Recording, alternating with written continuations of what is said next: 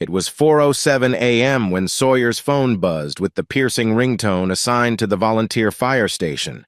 The frigid air in his bedroom seemed to clamp down on him as he scrambled upright, heart hammering. A minute later, he was in his old Ford pickup alongside his younger brother Noel, barreling down County Road 14 under a moonless sky. The smell of smoke greeted them even before they reached the outskirts of the abandoned storage lot, a place rumor claimed was a magnet for petty thieves. Flames snaked skyward from a half-collapsed barn, painting the dark sky in pulsating shades of orange. Sparks flew and popped like tiny fireworks. In the distance, Sawyer heard the wail of additional fire engines racing to join them. He and Noel jumped out, pulling on protective jackets and gloves. The chill of the night air clashed against the searing heat from the raging fire. It took a tense half-hour unspooling hoses, shouting instructions, and battling the blaze to bring the flames under control. The adrenaline helped Sawyer push through the exhaustion. By the time the barn was a smoldering wreck, he was soaked in sweat, panting as he leaned on the side of the fire truck. "Hell of a way to start the morning," Noel muttered, wiping soot from his forehead.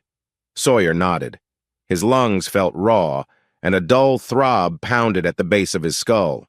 Usually, at this hour, he'd be asleep next to his wife, Mary Ann. But Mary Ann was supposed to be away at a charity event in Edgewater, nearly 2 hours from here. They hopped back into Sawyer's pickup, planning to follow the convoy of trucks returning to the fire station. The sky still hadn't brightened, only a hint of gray creeping in from the east. As Sawyer drove, focusing on the winding back road, Noel sat quietly, fiddling with the radio dial for some music. Then it happened. Sawyer eased the truck around a curve, headlights sweeping across a narrow shoulder. A sleek red SUV, the color glaring even in the dim light, caught his eye. His heart lurched. He instantly recognized the license plate. It was Mary Ann's car, no question about it. Sawyer braked, tires crunching on gravel, adrenaline spiking again. A single thought boomed in his head. She's supposed to be out of town. Noel leaned forward, narrowing his eyes. That's definitely her SUV, right? Sawyer nodded slowly, pulse racing. She said she'd be staying overnight in Edgewater for the fundraiser. Yet here was her car, parked in front of a large, gated property. The mansion loomed behind tall hedges, pale porch lights revealing a double-door entrance. Sawyer's gut twisted. Without a word, he killed the engine and motioned for Noel to stay quiet. They slipped out of the pickup and crouched near a tall pine tree, breath fogging in the cold air. Somewhere in the distance, an owl hooted a haunting counterpoint to Sawyer's hammering heartbeat. A moment later, movement flickered near the property's gate. The front door opened, revealing Mary Ann stepping onto the wide porch. A tall figure followed her, a man, broad-shouldered, wearing a dark overcoat. Even from a distance, Sawyer noticed how close they stood. The man pressed a hand to Mary Ann's shoulder in a familiar gesture. A spike of alarm jolted Sawyer's chest. Every nerve in him screamed. He recognized the tilt of Mary Ann's head, the way her blonde hair fell over her shoulders. He'd seen that same graceful posture 1,000 times. But now it felt like witnessing a secret life he'd never imagined. Mary Ann spoke in low tones, her words inaudible. The man laughed softly, then reached out, almost as though he intended to brush something dust, maybe off her coat sleeve. Or maybe it was just an excuse to touch her. Noel sucked in a sharp breath. "Sawyer, you okay?" But Sawyer's lungs seemed to lock up. Dizzy, he clutched at the rough bark of the pine. He saw the man lean in a bit too close for comfort. Mary Ann didn't exactly pull away. Instead, she gave a slight nod, then gently withdrew. She turned her face aside as though scanning the driveway. A second later, she parted from the man, walking briskly toward her SUV. Sawyer felt like he was drowning in thick air. Questions whirled in his mind. Why here? Who is that man? What the hell's going on? He nearly stumbled as he backed away from the pine tree, pressing himself behind the trunk. Noel gripped his arm, stopping him from tumbling outright. A wave of heat rose behind Sawyer's eyes, part rage, part heartbreak. "Let's go," Noel muttered, concern etched on his soot-streaked face. They dashed back to the truck. The engine roared to life, and Sawyer reversed out onto the narrow road. He didn't want Mary Ann to see him. He needed time to make sense of this. As they drove off, the horizon began to lighten to a steel gray. Sawyer's hands shook on the steering wheel. He thought he'd left the worst behind at that burning barn, but the real fire was just starting to blaze inside him, an inferno of betrayal he had no idea how to extinguish. By the time Sawyer stumbled into his house, dawn was already flooding the windows. He could still taste smoke on his tongue, and every muscle felt like it was tearing from the bone. Noel had driven home to his own small place down the street, leaving Sawyer to face the emptiness alone. Except Mary Ann was there, her SUV was neatly parked in the driveway. For a brief second, Sawyer hoped he'd just imagined the scene from earlier, conjured up out of stress and exhaustion. But the moment he stepped inside, the uneasy hush told him otherwise. Mary Ann was in the kitchen, wrapped in a gray cardigan, stirring something on the stove. She glanced up when he entered. "Sawyer?" Her voice sounded controlled, but her eyes flickered with tension. "You're back early. I thought the overnight shift would be longer." "It wrapped sooner than expected," he lied, forcing calm into his tone. "Where'd you come from?" She hesitated. Just a second, but enough to raise his hackles.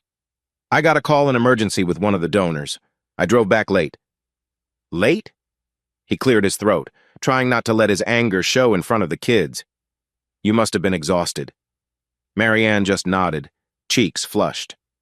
She turned her attention to the frying pan, flipping scrambled eggs. Something about her posture, stiff, guarded, reminded him of a cat cornered in a narrow alley. In the adjoining room, Lydia and Maggie were busy pulling on backpacks, while Robbie tugged on his left sneaker. Their chatter paused when they spotted their father's weary face. "You look beat, Dad," Lydia said. She was old enough to sense something was off in his voice, maybe in his expression, too. Sawyer ruffled her hair gently. "Long night, sweetheart. Go on, or you'll miss the bus." Maggie gave him a quick hug, but cast a suspicious glance at Mary Ann, as if the tension in the air was too thick to ignore. Robbie just yawned. As the kids headed out, Sawyer took a seat at the small kitchen table. Mary Ann slid a plate of eggs and toast in front of him. She didn't sit. He poked at the food without appetite. "Car's looking good," he murmured, not meeting her eyes. Mary Ann stiffened. "Yes, I got a wash at some gas station on the way home." At that moment, Noel barged in unannounced. He nodded tersely at Mary Ann, then faced Sawyer. "Feeling okay? You left in such a rush." Mary Ann's gaze flickered from brother to brother. "A rush? Did something happen at the fire?" Noel didn't bother hiding the edge in his voice. "We had a few surprises." Sawyer shot him a warning look. This was not the moment to confront her, not with the air still vibrating with unspoken accusations. Mary Ann's lips parted, maybe to ask another question, but she closed them. An uncomfortable hush followed. Finally, she grabbed her phone from the counter. "I need to finish some emails for the charity. We'll talk later, all right?" She slipped out of the kitchen. Noel crossed his arms, staring after her. "Can't believe she's acting like everything's normal," he whispered bitterly. Sawyer exhaled, pinching the bridge of his nose. "Let it go, Noel, not now." But he knew eventually there would be no more letting go. Sooner or later, he'd have to face whatever truth was hiding behind Mary Ann's uneasy smile. For now, though, the kids needed stability, and he needed time. Because whatever he saw last night, it wasn't a dream. It was real, and it was dangerous for their marriage. Despite the churn in his gut, Sawyer forced himself through a half-day of rest and chores before finally climbing into his truck again. He navigated a few winding country roads until he reached the old stone church where Mary Ann's parents, Maurice and Margaret, had their weekly planning sessions. A small crowd milled about outside the church, mostly volunteers setting up chairs and a small stage for an upcoming community event. Sawyer recognized a few faces but made no move to socialize, his nerves still on edge. Just as he was about to knock on the church's side door, it swung open, revealing Margaret Cartwright, Mary Ann's mother. She was tall and imposing, with sharp cheekbones and a sharper tongue. The moment she laid eyes on Sawyer, her expression flickered between surprise and disapproval. "Sawyer," she said coolly, "I didn't expect to see you here on a weekday." He tried to keep his tone polite. "Is Maurice around?" Margaret gave a thin-lipped smile. "He's reviewing sermon notes. Why do you need him?" Sawyer shrugged, forcing a casual posture. Just thought I'd swing by, see if Marianne dropped off anything for the next fundraiser. Margaret made a point of letting her gaze drift over Sawyer's worn jeans and scuffed boots. Marianne was here earlier discussing some future plans, but she left. Must be a busy schedule with the children's charity and other things. He caught the slight emphasis on other things as though she were hinting Marianne's life extended beyond him. The notion grated on his patience, but he swallowed his irritation. Right. Well, I'll just talk to Maurice. Margaret's eyes narrowed. Let me guess there's trouble at home, isn't there? My daughter barely slept last night. She told me you've been acting strangely. Sawyer felt his jaw tighten. We're fine. Just a stressful week. She folded her arms. I know you love Marianne, but love doesn't pay bills or secure futures, Sawyer. She deserves the best someone who can give her more than small-town construction sites and volunteer firefighting. He bit his tongue, reminding himself not to stir up a fight in the church hallway, but Margaret's jab stung. Could she know more than she was letting on? Just then, Maurice stepped into view, quiet in posture, wearing a black clerical shirt, his gaze turning from Margaret to Sawyer. Hello, Sawyer. You looking for Marianne? Sawyer exhaled. Actually, yes. She said she might be here, but I guess I'm too late. Maurice motioned him to follow into a side room cluttered with hymnals and donation boxes. Margaret glided past them, throwing one last calculating look before disappearing into the main chapel. So, Maurice began, folding his hands, is everything all right? Margaret said Marianne seemed distant this morning. Sawyer weighed his words carefully, not wanting to air personal suspicions to his father-in-law.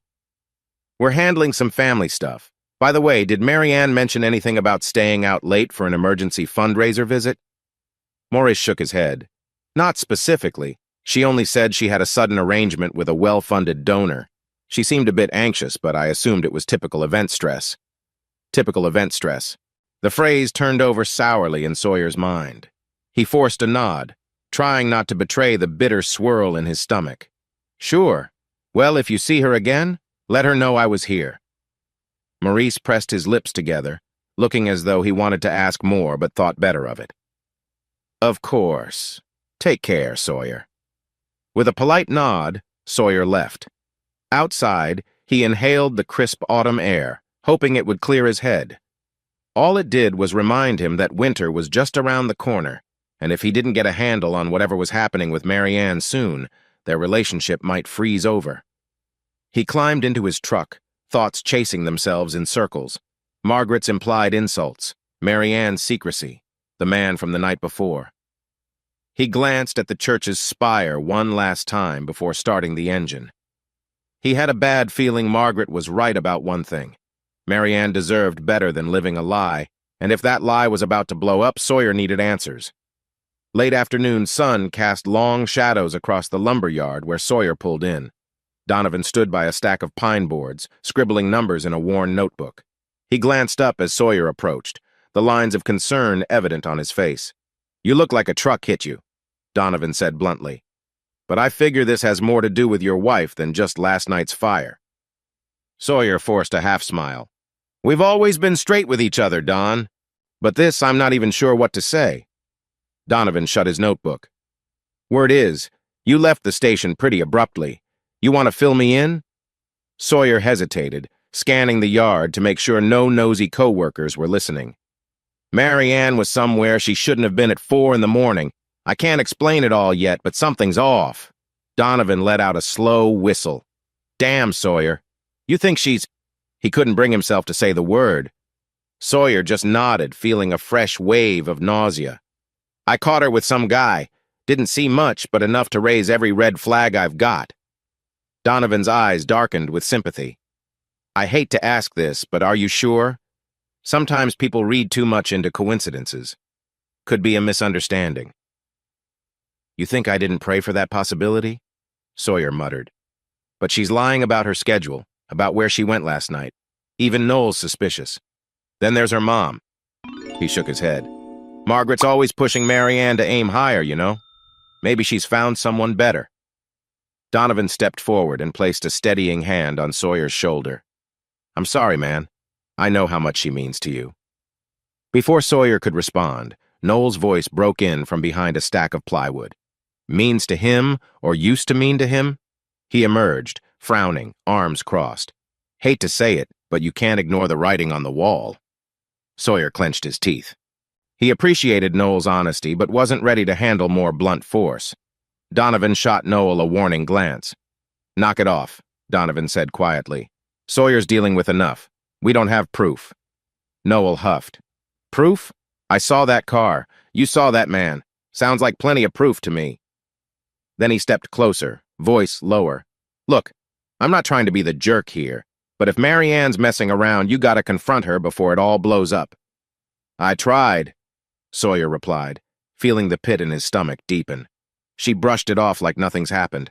I don't want to fight in front of the kids." Donovan nodded, thoughtful. "So, what's your plan?" Sawyer sighed heavily. "I'll keep it quiet until I figure out who this guy is and what's really going on. Could be a friend, a donor, something else. I need facts, not assumptions." "Facts." Noel's expression twisted with frustration. "And while you gather them, you just let her cozy up to him." The idea stabbed Sawyer's heart. If that's truly what she's doing, then God, I don't know. I can't just blow up my family on a hunch. Donovan patted his shoulder gently. "Then be methodical. You're good at that, build houses from the ground up, handle every beam, every tile with care. Do the same with this problem. Gather your evidence. Talk to her calmly if you can." A cool breeze rustled the piles of lumber, carrying the faint scent of pine resin. For a moment, Sawyer closed his eyes, remembering how Mary Ann once told him she adored the smell of fresh-cut wood, how it signified home and warmth. Now that memory only hurt. "Okay," he finally managed. "I'll figure it out. Just keep an eye on me, all right? If I start going off the rails, let me know." Noel half smiled, though it didn't reach his eyes. "We got your back." Donovan nodded in agreement. "Family first, Sawyer. Always." Sawyer looked at the two men, his brother and his closest partner. In their eyes, he saw both concern and readiness to help, no matter the fallout. And he had a sinking feeling that fallout might be coming sooner than he ever expected.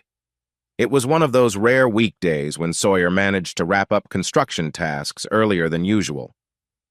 The afternoon sun cast a hazy gold light over the quiet streets of Crestfall, a suburban town that blended cozy neighborhoods with open farmland. With no immediate duties pressing him, Sawyer decided to keep a low profile and follow Mary Ann unnoticed if possible.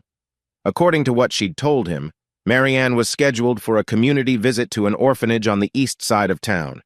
For something supposedly routine, she had chosen to wear a sleek midnight blue blouse paired with tailored slacks and glossy heels, the kind of outfit that looked more boardroom than charity drop-in. It set off alarm bells in Sawyer's head, though he reminded himself not to jump to conclusions. He parked his truck behind a tall hedge across the street from their driveway, waiting. Before long, Mary Ann pulled out in her red SUV. Her hair was done up in a neat chignon, and she wore subtle gold earrings that glinted in the sunlight. She looked poised, almost too polished for a casual orphanage visit. Gritting his teeth, Sawyer started his engine and followed at a cautious distance. Traffic was light, mostly school buses and a scattering of cars heading home. The further they drove, the more he expected Mary Ann to take the exit leading directly to the children's center, but she didn't.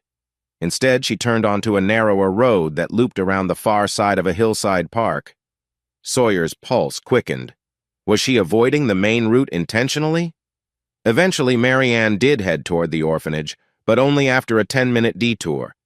He watched from a discreet spot near a row of oak trees as she stepped out of the SUV and greeted an older woman at the entrance. The caretaker presumably gave Mary Ann a warm hug, like she was a returning friend. "That's normal enough," Sawyer muttered under his breath, forcing himself to stay calm.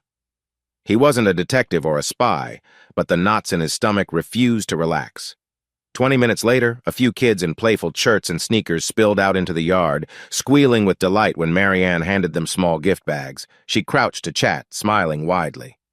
From a distance, she appeared the picture of compassion exactly as she'd always been when it came to charity work. Part of Sawyer's heart ached, remembering how proud he used to feel about her dedication to these causes. He was about to convince himself there was nothing unusual here until he cracked open his truck window and overheard Marianne speaking on her phone in a quick, hushed tone. The conversation was short, but certain phrases stuck out. "Jay, I told you yes, I'm here now," she said tersely, her voice barely above a whisper. "I'm finishing soon, we can meet if you're free." Sawyer's grip tightened on the steering wheel. J. Dr. Jensen's initial. His mind churned, thinking back to the pre-dawn scene in front of that mysterious mansion. A slight breeze rustled leaves overhead, carrying a faint smell of cut grass. The caretaker woman approached Marianne again, so Marianne ended the call abruptly. From the angle Sawyer had, he could see Marianne slip her phone into her blouse pocket with a somewhat nervous gesture like she hoped no one had heard. Swallowing the bitter taste in his throat, Sawyer waited for her to finish.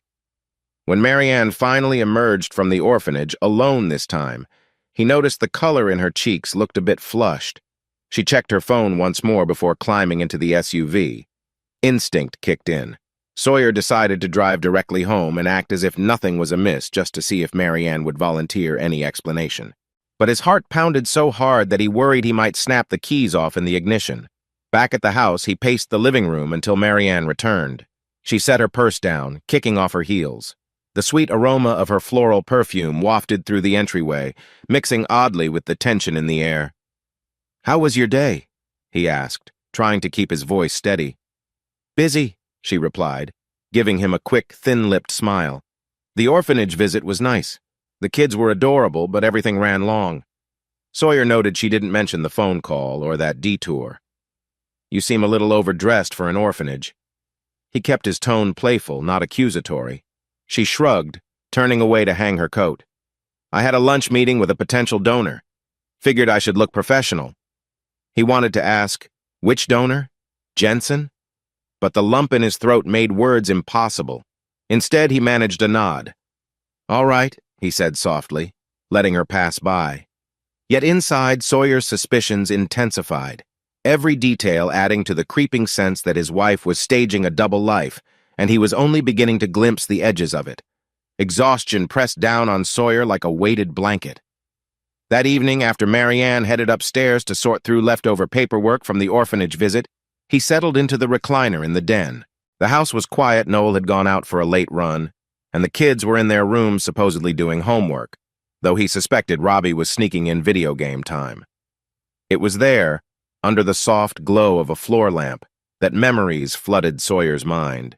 He closed his eyes, picturing the night he'd met Marianne. It had been spring, about 15 years ago. He was working part-time for his uncle's carpentry crew, while also attending a local trade school. One late April evening, he attended a friend's house party, something he rarely did, but a buddy insisted.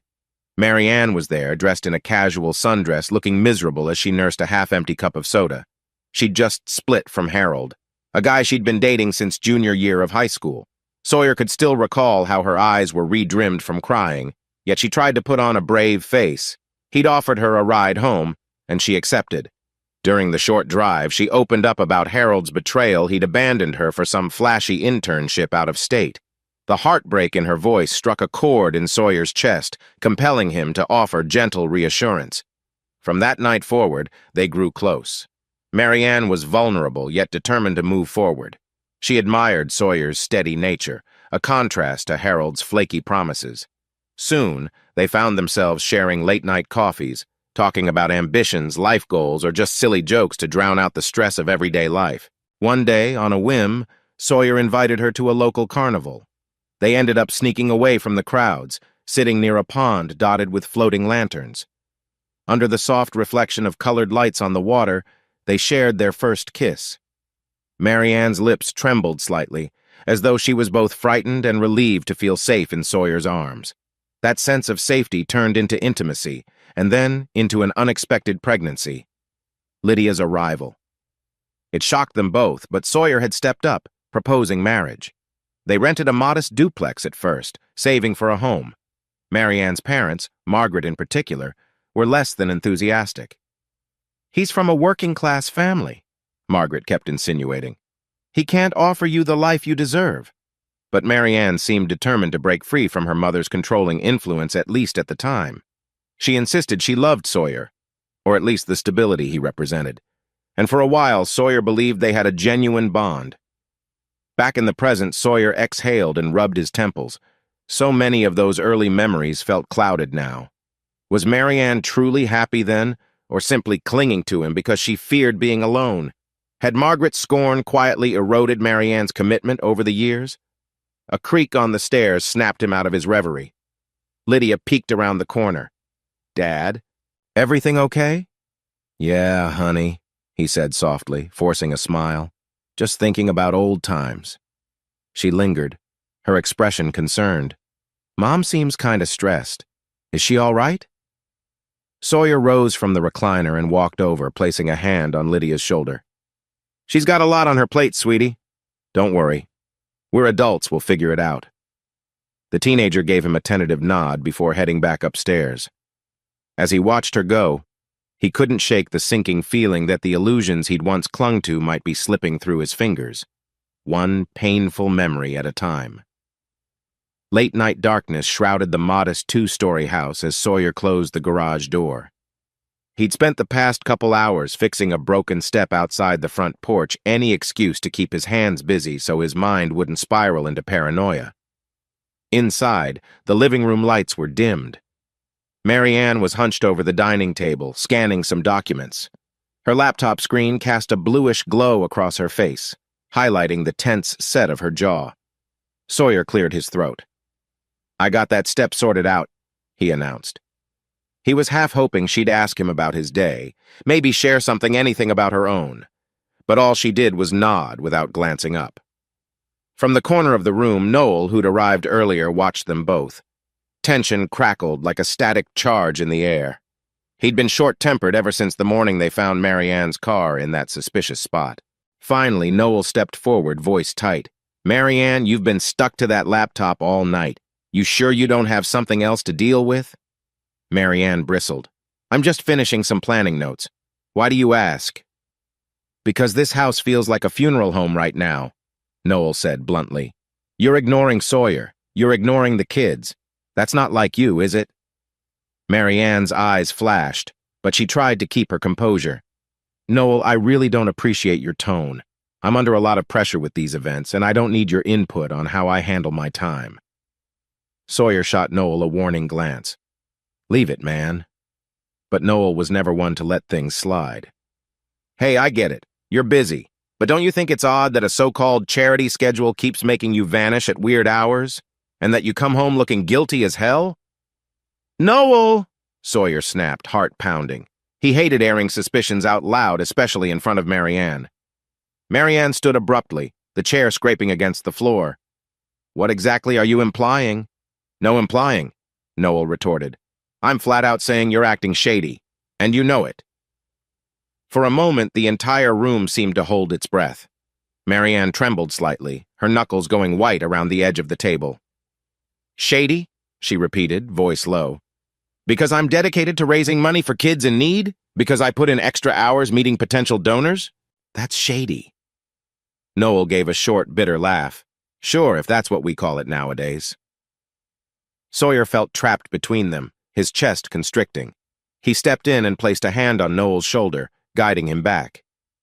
"That's enough," he said, turning then to Marianne. "I'm sorry. He's just being honest?" Noel interjected. "You may not want to hear it, Sawyer, but we both saw that car. We both know." "Noel, stop." Sawyer's voice was sharper than he intended. Marianne's eyes flicked between the two brothers. For a brief moment, something like guilt flickered in her gaze. Then she gathered her laptop and documents, pressing them against her chest defensively. "I'm done. Good night," she muttered. Without waiting for a response, she strode toward the stairs, footsteps echoing. In the deafening silence that followed, Noel shook his head and exhaled hard. "You can't keep letting her dodge everything, Sawyer. This is your life, man. Your marriage." Sawyer ran a hand over his face. He felt the weight of everything, his love for Marianne, the suspicion gnawing at him, the fear of what the truth might be. "She's my wife," he murmured. "I can't just pick a fight with her in front of the kids." Noel's expression softened slightly. "Look, I get it. But if you don't confront this soon, it's going to blow up. And you know who'll get hurt the most? Lydia, Maggie, Robbie, maybe you. Sawyer knew his brother was right. He just wasn't ready to face the avalanche yet. "Let's keep the kids out of this as much as possible," he said, voice quivering with quiet resolve. "I'll talk to Marianne. Somehow." Noel gave him a reluctant nod. "Yeah, all right, but I won't sit here silently if she keeps playing games." Left alone, Sawyer sank onto the couch. Somewhere upstairs he could hear Marianne's muffled footsteps pacing. He pictured Lydia or Maggie huddled in their rooms, probably sensing the tension even if they didn't fully understand it. He stared at a family photo on the mantel taken a year ago at Maggie's 12th birthday. Marianne smiled brightly then, arm looped around Sawyer's waist. He wondered if it was already unraveling beneath the surface, even in that frozen moment of happiness. Morning came with a crisp chill, the sky a pale canvas streaked with thin clouds. Sawyer awoke feeling a hollow ache deep in his chest, the residue of the argument between Noel and Marianne the night before. He resolved to figure out the truth quietly, methodically, so no one could say he jumped to wild conclusions. After dropping Robbie at elementary school, he swung by a small electronics store on the edge of town.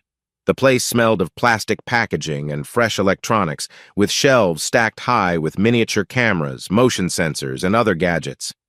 A short, bearded clerk greeted him. "I need something discreet," Sawyer said softly, leaning over the counter. "A tracker for a car, maybe some phone surveillance apps. Nothing illegal," he added hastily, "just to, keep an eye on schedules." The clerk smirked but nodded. 10 minutes later, Sawyer left with a budget-friendly GPS device designed to fit under the seat of a vehicle, along with instructions on a simple phone app that could back up text messages. Back home, Marianne had already left apparently for more meetings. Sawyer didn't waste time. He slipped into their garage and planted the GPS under a loose flap of carpeting in the trunk of Marianne's SUV. His heart raced the entire time. That evening, once Marianne was asleep upstairs, Sawyer sat in front of their home computer. Following the directions from the electronics store, he installed an app on Marianne's phone via the home Wi-Fi, something to forward her text messages to a hidden folder on this computer. The process felt invasive, but the memory of Dr. Jensen's initial on her call log wouldn't let him rest. He needed answers. It took a couple of days of quiet waiting before anything substantial appeared in that hidden folder. Most messages seemed harmless updates from volunteer committees, random tidbits from her friend Clarissa about a book club. Then one message caught his eye. "Need to see you soon. The last time was rushed. Miss our talks. Jay." Sawyer's stomach twisted. He clicked deeper, noticing a series of short, vague replies from Marianne. "I'm busy, but will let you know. Might have a free slot next Thursday, the usual place." The usual place. His blood ran cold. He forced himself to keep reading, scanning each snippet. No explicit details, nothing that screamed affair in capital letters. But it was enough to confirm the suspicion that Marianne and Dr. Jensen were meeting up behind his back. That night, Sawyer lay awake, staring at the ceiling fan as it spun in slow circles. He thought about the morning when he'd seen Marianne's car near that mansion, Dr. Jensen's hand brushing her shoulder. The puzzle pieces felt clearer now, though the final picture still tore him up inside. On the third morning after installing the apps, he decided to check the GPS logs. Marianne had left early, claiming she had to meet a sponsor for a breakfast meeting downtown. With clammy hands, Sawyer opened the tracking software on his phone. It showed a blinking dot heading west of Crestfall, away from the downtown district. He watched, transfixed, as that dot traveled along side roads and ended up stopping near a modest motel near the interstate. A place called Maple Pines Lodge. Sawyer had never been there, but he recognized it from local chatter, a budget motel, known for last-minute stays. Why would a charitable sponsor meet someone there, especially at 8 in the morning? A wave of nausea slammed into him. He glanced around the empty living room, the echo of his own breathing too loud in the silence. He scrolled through the texts again, almost praying for an explanation that made sense. But the only new message read, "Here. Room 112, Sawyer's vision narrowed. The phone trembled in his grip. It felt like a final nail hammered into the coffin of his trust. That afternoon, Mary Ann returned as if nothing had happened. She breezed through the door, carrying a small stack of pamphlets about an upcoming fundraiser. Sawyer closed his eyes, steeling himself not to confront her in the middle of the living room where the kids might overhear. "You're back," he said evenly, his voice betraying little of the storm inside him. She looked up, a flicker of unease crossing her face. "Yeah, it was a long morning." "I bet," he replied, forcing a nod. Behind his calm exterior, Sawyer's resolve hardened. Now that he had evidence, he couldn't ignore it any longer. Whatever was happening between Mary Ann and Dr. Jensen wasn't some misunderstanding or random coincidence. The next step would define whether their marriage was salvageable or heading toward a crash. In that quiet instant, Sawyer realized the uneasy calm of their household was about to break into a full-blown tempest. The late-morning sun flooded Crestfall's main thoroughfare with a golden haze as Sawyer gripped the wheel of his dusty pickup, heart pounding in his chest. He had quietly left the house moments after Mary Ann did. Now he watched the GPS tracker on his phone, a blinking dot that represented the red SUV driven by the woman he loved, or thought he loved. According to Mary Ann's explanations, she was meeting a charity partner for lunch, but Sawyer's gut told him otherwise. Every beep on the phone chipped at his lingering hope. The dot diverted away from the tidy business district, rolling along rural back roads until it stopped near a modest single-level motel called Red Cedar Inn. He parked on a gravel shoulder across the street, hidden behind a large sign advertising truck tires and oil changes.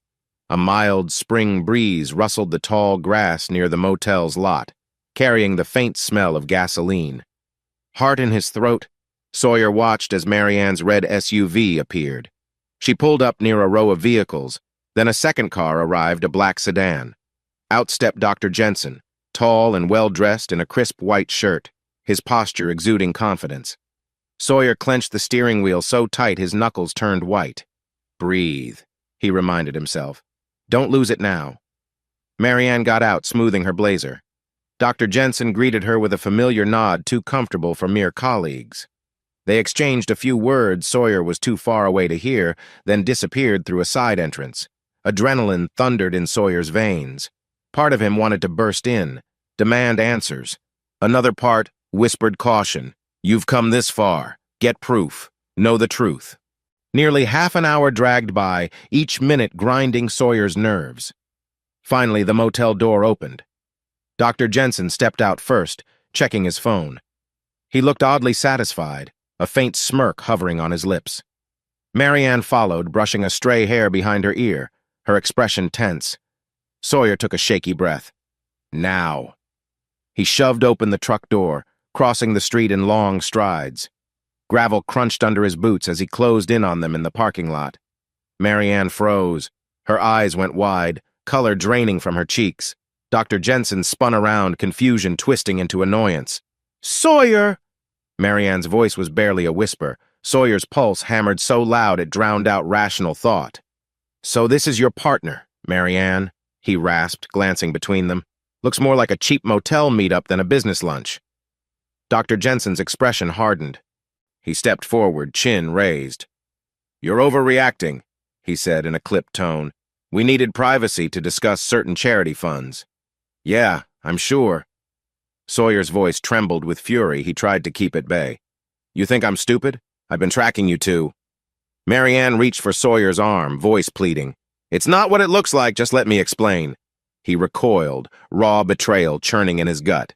"Explain? I caught you two sneaking out of a motel room. Save your explanations." Dr. Jensen scoffed, crossing his arms. His height dwarfed Sawyer by several inches. "Look, buddy," he said, voice dripping with condescension. "If you knew how to keep your wife happy, she wouldn't be meeting me like this." Those words struck Sawyer like a thunderbolt. Rage erupted. He lunged at Jensen, fists clenched.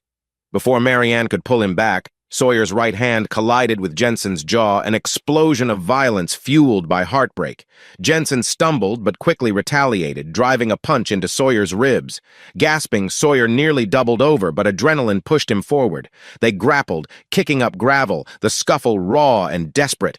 Mary Ann yelled, her voice cracking, "Stop, please, stop it!" A second later, the momentum shifted. Sawyer was off balance, reeling from a blow to his shoulder. Jensen threw him down, and Sawyer's head smacked the concrete with a sickening thud. Stars burst in his vision, and the world tilted sideways. Marianne rushed forward, tears in her eyes. Jensen stood over Sawyer, his chest heaving. One side of his lip was split, trickling blood. "Next time," he snarled, "know your place, you pathetic carpenter." Sawyer's ears rang, pain lancing through his skull. He managed to glare up at Jensen, hatred twisting his features, but everything went hazy as footsteps pounded closer, some motel clerk or a concerned passerby. "Call an ambulance," a voice shouted. Marianne knelt by Sawyer, panic etched on her face. Hang on," she whispered, pressing a trembling hand to his cheek. He wanted to scream at her to back off, but the words tangled in his throat. In his throbbing head, only one thought remained. She betrayed me. Blinding fluorescent lights and the antiseptic sting of disinfectants greeted Sawyer as he came to in a hospital corridor. His skull felt wrapped in a fog of pain, and the slightest movement sent his stomach lurching. He blinked, trying to get his bearings. Somewhere down the hall, a nurse spoke in hushed tones, while the distant hum of an EKG filled the air. Sawyer groaned, shifting on the gurney. A worried voice piped up beside him, Noel, red-faced and tense. "Thank God," Noel murmured. "You've been in and out for hours. How you feelin'?" "How do you think?" Sawyer croaked, swallowing dryness in his throat. Memories flooded back the motel parking lot, fists flying, Dr. Jensen's sneer. Where's Marianne?" Noel's jaw tightened. "She's here. And so is that bastard Jensen, apparently. He got checked in for some bruised ribs. The nurses said a car nearly clipped him when he stumbled off the sidewalk after your fight." Sawyer squinted against the overhead lights. "Hell." Before Noel could respond, Marianne appeared at the doorway, her face pale. She looked from Noel to Sawyer, then took a tentative step forward. "Sawyer!" Noel blocked her path with a stiff arm. "Haven't you done enough damage?" Marianne's voice broke. "I need to speak to my husband. Please." Sawyer heaved a breath, pain throbbing behind his temples. "Let her in," he muttered, though a stab of betrayal still hollowed his chest. Noel reluctantly stepped aside, fists clenched at his sides. Marianne approached, tears shining in her eyes. "I'm so sorry," she said softly, brushing Sawyer's hair back from his forehead with trembling fingers. "I never wanted any of this." He winced, pulling away from her touch. "You didn't want to get caught, you mean?" Her face crumpled. It's not that simple. It took all his willpower not to shout. Instead, he whispered, voice ragged with hurt. "We'll talk later, Marianne. For now, I can't." She nodded, tears spilling. "I understand."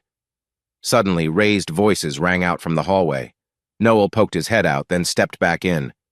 "Brace yourself." Margaret and Maurice bustled into the room.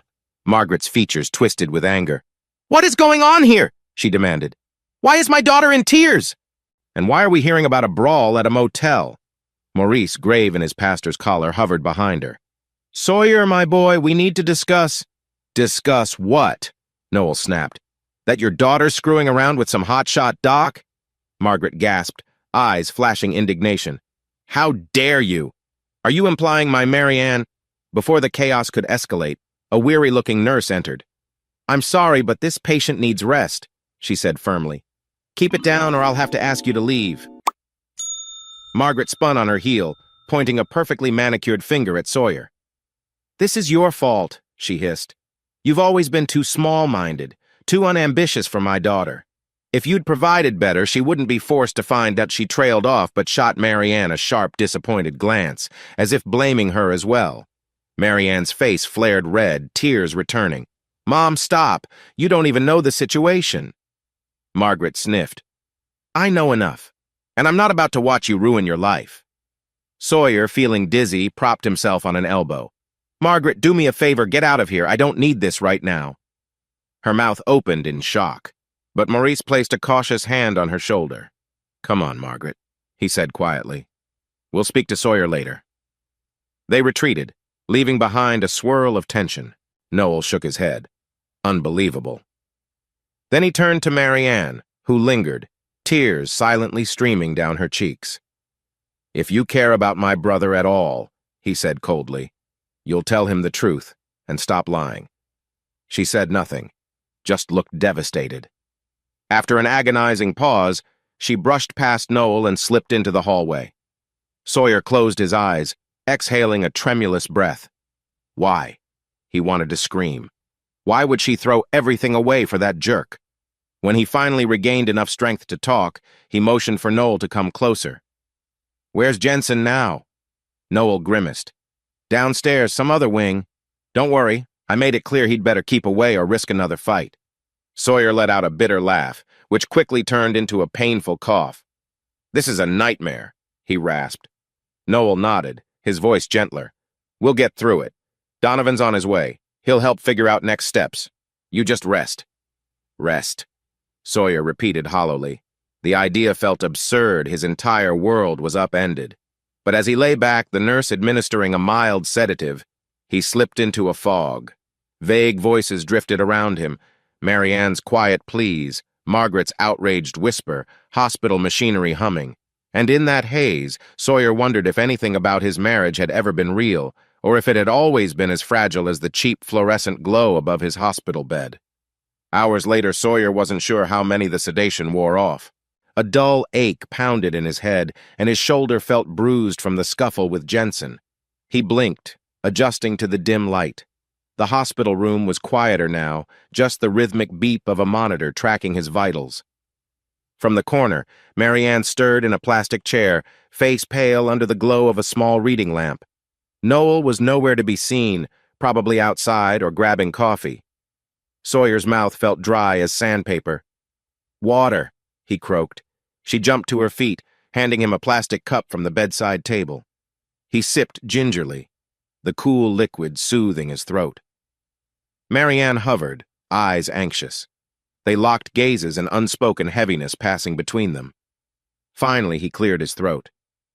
"You said we'd talk." She inhaled shakily, taking a step closer. "Yes, I don't know where to start." Sawyer forced himself to remain calm, though anger still simmered under his skin. "Start with how long you've been seeing Dr. Jensen." Her eyes flickered. She glanced at the open door, making sure no one was in earshot. "A couple of months," she whispered. "We met at a fundraiser planning session. He seemed genuinely interested in supporting my charities, so we grabbed coffee. Then it escalated." Sawyer's stomach twisted. Months. He bit back a bitter remark. "Why, was I that awful a husband?" Tears brimmed in her eyes. "No, Sawyer, it's not that. You were always steady, hard-working. I felt trapped, overshadowed by my mom's expectations, Dad's preaching, even your family's constant watchfulness. Dr. Jensen offered excitement, attention." Her voice cracked. "I'm not justifying it. It was stupid, and I'm sorry." He wanted to slam a fist against something, but the hospital bed rails were hardly the place. Instead, he stared at the blanket's pattern, breathing heavily. "Are there others?" Marianne lowered her head, tears slipping down her cheeks. "We're not discussing that right now," she said in a trembling whisper. "Please, one thing at a time." His pulse pounded. She didn't say no. That alone told him enough. But he couldn't push further right now. Pain and exhaustion sapped his strength. A beep from the heart monitor quickened, echoing his rising tension. A nurse's voice sounded from the hallway, announcing rounds would start soon. Marianne hesitantly placed a hand on his arm, but he flinched. "How do I trust you after this?" he murmured, voice hollow. She swallowed hard. "I don't know. But I want to fix this, Sawyer, if there's any way. For us, for the kids." His chest constricted at the mention of Lydia, Maggie, Robbie. They deserved better than a shattered home. "I can't do this conversation now," he said hoarsely, heart still racing. "Doctor wants me calm." Marianne nodded, pulling back. "I'll give you space. Just," she swallowed a sob. "Please know I never wanted you hurt like this. I was stupid. Lost." Sawyer shut his eyes, unable to bear the sight of her tears. "Go," he whispered. "Let me rest." She hesitated, then quietly backed away, leaving the room in a swirl of guilt and regret. Once alone, Sawyer lay there, mind buzzing. Part of him yearned to scream at her for betraying him. Another part was too numb to feel anything but a dull ache. The tension hammered against his skull, matching the beep of the monitor. Moments later, a nurse entered, checking his vitals and advising him to relax. He tried, but his thoughts wouldn't slow. How many lies did Marianne tell? When did her visits with Jensen really begin? And worst of all, was I never enough? The beeps climbed again. The nurse gave Sawyer a concerned look, reminding him to keep breathing slow. He inhaled, exhaled, forcing composure. He realized he was more than just physically injured. His heart felt pounded into the ground. And judging from Marianne's broken demeanor, the damage went far deeper than a simple affair.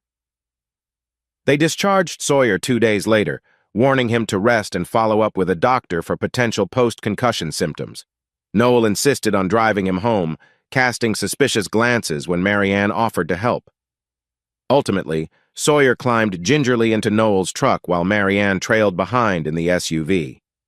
The children Lydia, Maggie, and Robbie were at school, so the house was quiet when they arrived. Sawyer felt a jarring sense of déjà vu stepping into the living room. This was supposed to be his safe space.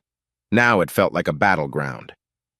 After stowing his overnight bag, he sank onto the couch, staring blankly at the wall. Noel hovered, arms folded.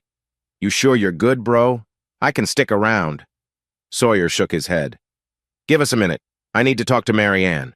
Alone." Reluctantly, Noel left, muttering something about picking up groceries. Silence settled like a weight. Marianne emerged from the foyer, her expression apprehensive. They faced each other in the living room. Rain pattered softly against the windows, a gray sky pressing down. Sawyer's bruised shoulder throbbed, a constant reminder of that motel fight. Marianne spoke first, voice trembling. "You need to rest. Doctor's orders." He forced a bitter chuckle. "I can't rest until I know how deep this goes." She swallowed, looking at the floor. "Let me get you a glass of water, at least." "No," Sawyer said firmly, though not unkindly. "Sit." She obeyed, perching on the armchair across from him, back rigid. In the dim light, her features seemed drawn, guilt etched into every line of her face. Sawyer took a shaky breath. "You admitted you've been involved with Dr. Jensen for a couple months, but you hinted there might be others. So I'm asking directly, who else?" Marianne winced, tears brimming again. She gripped the armrest so tight her knuckles whitened. "A while back there was a lawyer, Mr. Kavanaugh, and a professor named Browning. Both were short-lived. I regretted them almost immediately." His mind reeled. The names connected to the cryptic text messages he'd seen. "How long?" he managed. She shrugged helplessly, tears slipping down her cheeks. "Kavanaugh was last year, about 3 meets. Browning was a fling around that same period. It never felt right, so I ended it quickly. But Jensen, it got out of hand." Sawyer's entire body went cold. These admissions felt like blows to the chest. "So all those late charity nights, business trips, you were with them?" She nodded, shame etched in her face. "Not every time. Some were real, but yes, there were times I used charity events as a cover." A raw ache hollowed Sawyer's stomach, as if his insides were being carved out. He remembered all the nights he lay awake, believing she was simply devoted to her cause. What a fool. "Why?" he asked, voice cracking. "What were you looking for?" Marianne buried her face in her hands, shoulders shaking. "I don't know, Sawyer. Validation? Excitement? An escape from feeling I was just a mother and wife under everyone's watch? I'm not saying it makes sense." He pressed a hand over his eyes, fighting the dizzy swirl of betrayal. "Damn it, Marianne. You had me, the kids, everything." She lifted her head, tears streaming. "And I destroyed it all. I know." For a moment, neither spoke, the only sound the steady rainfall outside. Then Sawyer forced himself to breathe.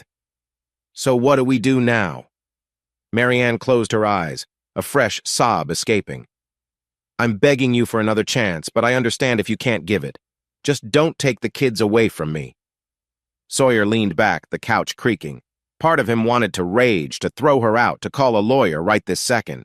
Another part remembered Robbie's shy grin, Maggie's inquisitive eyes, Lydia's quiet concern.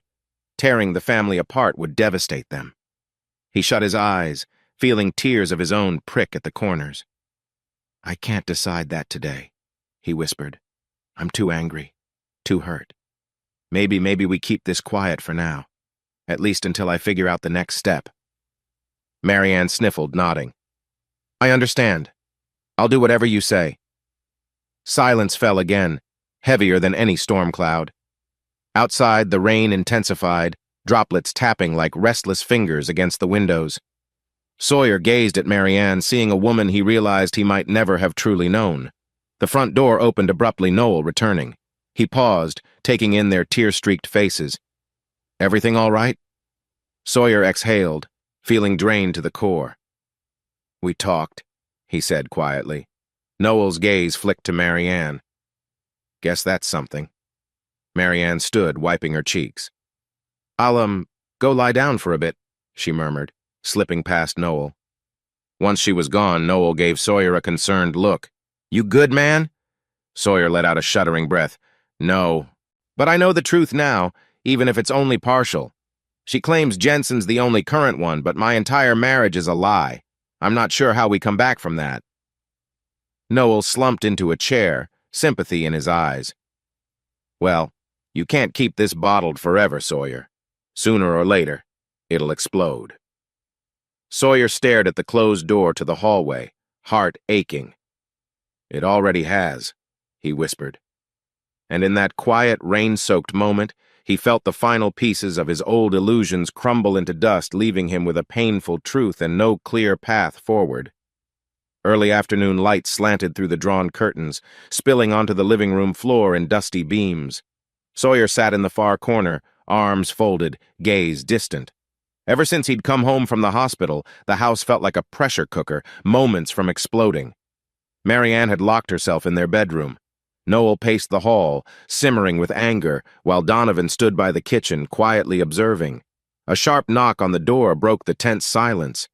Robbie, in the adjacent room, peeked out from behind a half-closed door, uncertain. Lydia and Maggie lingered in the background, worry etched on their faces. They sense everything, Sawyer thought, guilt knotting in his stomach. Donovan opened the front door, revealing Margaret, Marianne's mother. She swept in with an air of urgency, her expression a mixture of concern and steely resolve. Maurice, her husband, was notably absent. Where is my daughter? Margaret demanded, scanning the living room. She wore a tailored pink jacket, hair pinned back in a severe twist. Even in the casual setting, she looked poised for confrontation. Sawyer took a slow breath. Upstairs. Not feeling well, he said, keeping his voice even. Margaret's gaze flicked toward him. I assume this is about the incident, she said. I heard she's been upset ever since you got home. Upset doesn't quite cover it, Noel muttered from the hallway. Donovan shot him a warning glance. Margaret turned to Sawyer, voice deceptively calm. I'll be frank. Marianne's father and I believe she should come stay with us for a time.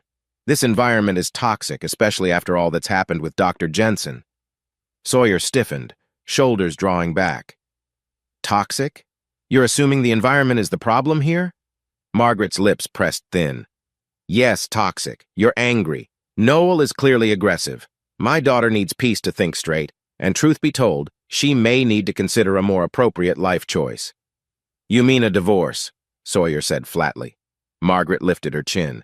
If that's what it takes to keep her from further harm, yes. And your children shouldn't live in a war zone either.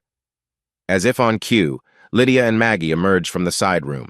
Maggie's eyes were red as though she'd been crying, and Lydia kept anxiously twisting the hem of her shirt. Robbie hovered behind them, clearly confused. Grandma, Maggie whispered, Mom's not going anywhere, right? Margaret tried to force a reassuring smile, but it came off stiff. Let the grown-ups handle this, dear. Everything will be all right. Sawyer caught the flash of panic in his daughter's eyes.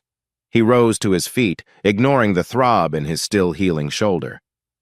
I don't want to drag the kids into this drama, he said quietly. Margaret, step into the kitchen. Let's talk in private. She hesitated, then followed him. Donovan and Noel stayed behind with the children. The small kitchen felt claustrophobic, the hum of the refrigerator filling the silence. Margaret wasted no time.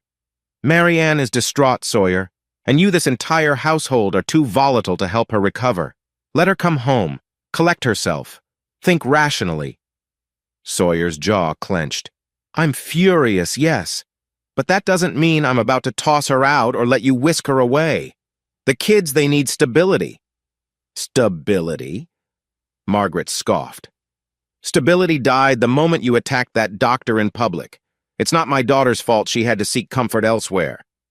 Her tone dripped with disapproval. Sawyer fought a surge of anger. "Keep calm." "Margaret, I think Marianne should decide for herself," he said through gritted teeth. "Why don't you let her come downstairs and we can talk it out?" Margaret huffed but conceded. Together they returned to the living room where Noel had guided Lydia, Maggie, and Robbie back toward the den to keep them out of earshot. Donovan ascended the stairs to knock on Marianne's bedroom door. When Marianne finally appeared, eyes puffy, hair disheveled, Margaret rushed to her side. "Darling, you're coming with me, yes?" she asked, voice softening as she clasped Marianne's hand. Marianne's gaze darted to Sawyer. An unspoken tension glimmered between them. He inhaled slowly, arms crossed. "Do you want to go?" he asked quietly. She looked torn, tears brimming. "I don't know. I messed up everything. Maybe I do need space. But I'm scared to leave you and the kids. I'm scared of what people will say." Margaret smoothed Marianne's hair. "Don't worry about gossip. We'll handle it. Right now you need time away from all this conflict." Sawyer didn't protest aloud, but a tumult of emotions churned in him. Finally, he forced out, "The children are upset enough. If you do leave, let's handle it carefully. No big scenes." No one said a word. Marianne swallowed, unsure. Margaret's eyes gleamed triumphantly, as though sensing a victory. But from the tight line of Marianne's mouth, Sawyer could tell she wasn't entirely convinced. Their marriage was in pieces, and this was just one more crack threatening to shatter everything. By late evening, the tension inside the house had simmered but not disappeared. Margaret had left after realizing Marianne wouldn't simply pack her bags on the spot. Noel retreated to his room, stewing. Donovan lingered, half expecting another confrontation. When Marianne finally ventured downstairs, she found Sawyer and Donovan in the dimly lit living room. A single floor lamp illuminated the worn couch and a framed family photo perched on a small bookshelf. Donovan stood up, a calming presence. "I was about to head home, but Sawyer wanted us to talk this through together." Marianne clasped her hands, nerves fraying. "All right," she whispered, taking a seat opposite Sawyer, who looked weary. Sawyer cleared his throat. "I'm not ready to forgive or forget," he began, voice tense. "But we also can't keep screaming at each other with the kids caught in the middle." Donovan nodded slowly. "Makes sense. So what's your plan?" A heavy silence stretched. Finally, Sawyer inhaled, forcing the words out. "Marianne, I think we should consider a temporary separation. You find somewhere else to stay, at least until we can both think clearly."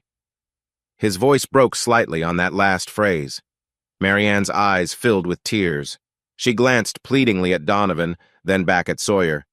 "But where? My mom's house? That'll just make things worse. She wants me to divorce you." Donovan offered a small shrug.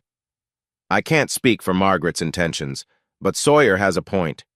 The kids shouldn't have to witness constant conflict." Marianne swallowed, tears slipping down her cheeks. "I hate this. I hate everything I've done. But staying at Mom's, it feels like giving in to her plan." Sawyer grimaced, wrestling with his own turmoil.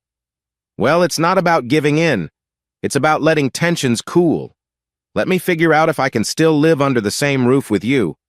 Let me see if there's anything left to salvage." The words struck Marianne like a blow. If there's anything left. She nodded slowly. "What if I rent a small place for a while? Not with my mother, but somewhere neutral." Donovan tapped his chin. "It'd be safer if you had some place not far from the kids, so they can still see you. Maybe a short-term rental?" Marianne stared at the floor. "I suppose so," she murmured. "I'll need to check finances. Find something. I can't believe it's come to this." Sawyer steeled himself, ignoring the pain in his heart. "I'm sorry," he said quietly, "but you brought this on us. Dr. Jensen, and who knows who else." She winced, tears renewing. "I know." Her gaze flicked to Donovan. "What do you think? Is a separation the only way?" Donovan exhaled softly.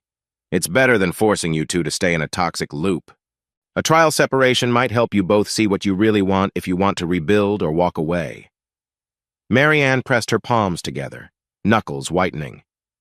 This will devastate Maggie, Lydia, Robbie. She glanced at Sawyer, voice trembling. But if you think it's the best step, I'll do it. Sawyer said nothing at first, eyes dropping to the family photo on the shelf. Then he forced a nod, eyes burning with unshed tears. I'd rather devastate them temporarily than destroy them permanently with daily screaming or lies. A hush fell over the room, thick with regret and sorrow. Donovan stepped forward, laying a hand gently on Marianne's shoulder, then on Sawyer's. I'll help with logistics, he offered quietly. Tomorrow we can look up short-term rentals in the area. Marianne wiped her tears. All right, she whispered. Thank you. Sawyer rubbed his brow, exhaustion weighing him down. That's enough for tonight. Donovan, thank you for being here. Marianne, I need you to stay in the guest room until we figure out the next step. I'll sleep upstairs. Nodding, she rose unsteadily to her feet. Donovan patted Sawyer's shoulder, then left, giving them space. Marianne lingered a moment longer, as though hoping for a final glance of mercy from Sawyer, but he kept his gaze lowered. Finally, she disappeared into the hallway, leaving Sawyer alone in the dimly lit living room. Outside, a few stray crickets chirped in the moonlight. He clenched his fists at his sides, torn between heartbreak and a grim resolve. This is the only way, he told himself, at least for now. A day later, Marianne found herself standing on the porch of Margaret's stately craftsman-style home. The wide wooden steps creaked under her weight, the afternoon sun harsh on the manicured lawn. She'd come to pick up a few personal items she'd left behind there months ago. In truth, she also needed to gather her thoughts before committing to any short-term rental. Margaret opened the door with an air of impatience. Marianne, darling, she said, though her tone wasn't entirely warm. I thought you were moving in. Marianne shook her head, stepping inside. No, Mom. I'm just here to get some old clothes and a few boxes. Sawyer and I were trying a separation, but not exactly how you want. Margaret pursed her lips. You're making a mistake.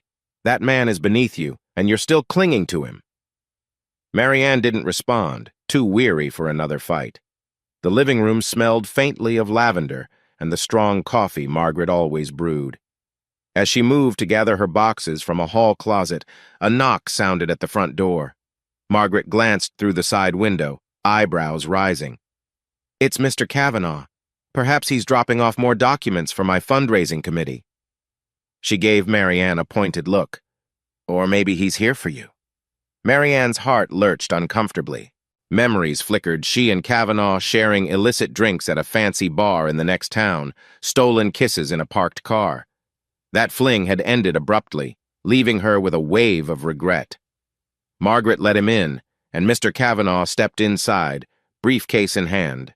He wore a crisp navy suit, hair slicked back, exuding professional poise. Mrs. Dawson, he greeted Margaret politely, then turned to Marianne with a slight, knowing smile. Good to see you again. She nodded stiffly, wanting nothing more than to vanish. Hello, she managed. Margaret offered him tea, which he politely declined. I actually came by to discuss some legal matters, he said, glancing meaningfully in Marianne's direction.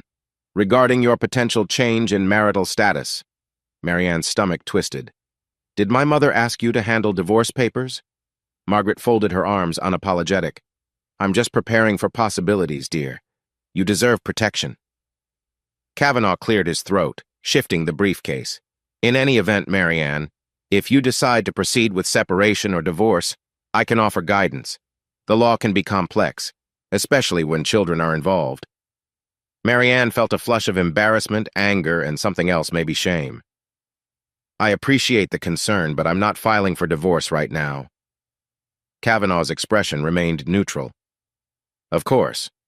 Well, here. He handed Margaret a slim folder. These are basic outlines should you change your mind.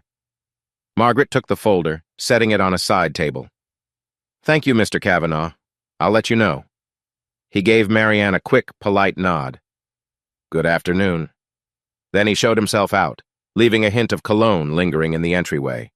Marianne exhaled shakily. Margaret's gaze was ice-cold. "You're making a fool of yourself, child. Don't forget how that lawyer once cared for you. He might have been a better match if you'd let him." "That was a mistake," Marianne murmured, voice tight. All of them were mistakes. Margaret made a disapproving noise. "Well, your father and I can't help you if you choose to keep clinging to the life you share with that man." Anger sparked in Marianne's chest.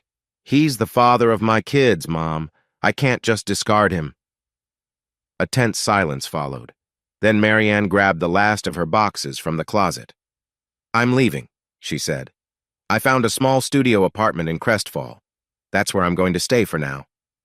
Margaret didn't stop her, but she did offer a parting shot. "Fine, but remember, once you lose Sawyer, your children might blame you. Don't come running back when it's too late." Marianne stiffened, swallowing the lump in her throat. She stepped outside into the warm sunlight, arms full of boxes, tears burning at the back of her eyes. She's right about one thing, Marianne thought. I've made so many mistakes it might be too late already. As she loaded the boxes into her car, she recalled fleeting images of Mr. Browning, the college instructor she'd briefly entangled with, and Dr. Jensen, whose affair had now exploded her entire marriage, one poor choice after another, leading her here alone, uncertain, and desperately hoping she could salvage her family. It was a crisp Saturday afternoon when Noel happened to drive by a shabby-looking office building on Crestfall's east side, spotting Marianne's car parked out front. Suspicious, he pulled over and walked up to see Marianne leaning against her driver's door, talking to a familiar man in a gray suit, Mr. Kavanaugh. Noel's blood boiled. He marched forward, fists clenched. "You again?" he barked, startling both of them. Marianne turned, panic in her eyes. "Noel, calm down. We're just discussing a small property lease." Kavanaugh offered a smooth smile. "Miss Dawson asked for some legal advice regarding a studio rental. I'm providing assistance. Nothing sinister." Noel snorted. "Yeah, well, you provided assistance before, if I recall." His glare shifted to Marianne. "Sawyer told me about your short fling with this guy, and now you're back for round two?" Marianne flushed. "I'm not back for anything. I just need a lease contract looked over." She paused, eyes flashing with anger. "Besides, Noel, it's none of your business." Kavanaugh raised an eyebrow, looking Noel up and down. "Might want to watch your accusations, friend. Could land you in legal trouble for slander." Noel bristled, stepping closer. "You threatening me, counselor?"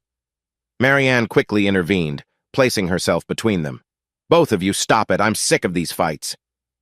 Her outburst drew them up short. Kavanaugh, checking his watch, cleared his throat. "I'll finish reviewing your lease papers, Miss Dawson. Let me know if you have questions." Then he cast Noel a dismissive glance. "Good day." As soon as Kavanaugh was out of earshot, Noel turned on Marianne. "Why the hell are you dealing with that snake? You know what he wants." Marianne pressed a hand to her temple, clearly exhausted. "He's just a lawyer. I needed a second opinion on the rental contract. That's it. Please, Noel, I'm done with playing games. I'm renting this place so I can give Sawyer space. End of story." Noel exhaled, irritation simmering. "Fine, but if Sawyer hears about you cozying up to Kavanaugh, he'll lose it." Marianne nodded, looking close to tears. "I know. I'm trying to keep everything above board, no secrets." Just then, Sawyer's battered pickup rumbled into the parking lot. He'd been out picking up building materials for a new job, but Donovan had texted him about Marianne possibly finalizing the studio rental. His expression darkened at the sight of Noel and Marianne, obviously in an argument. "What's going on?" Sawyer asked, stepping out of the truck, eyes flicking suspiciously between them. Noel scowled. "She was here with Kavanaugh." Marianne's cheeks reddened. "He's reviewing the lease, Sawyer. That's all."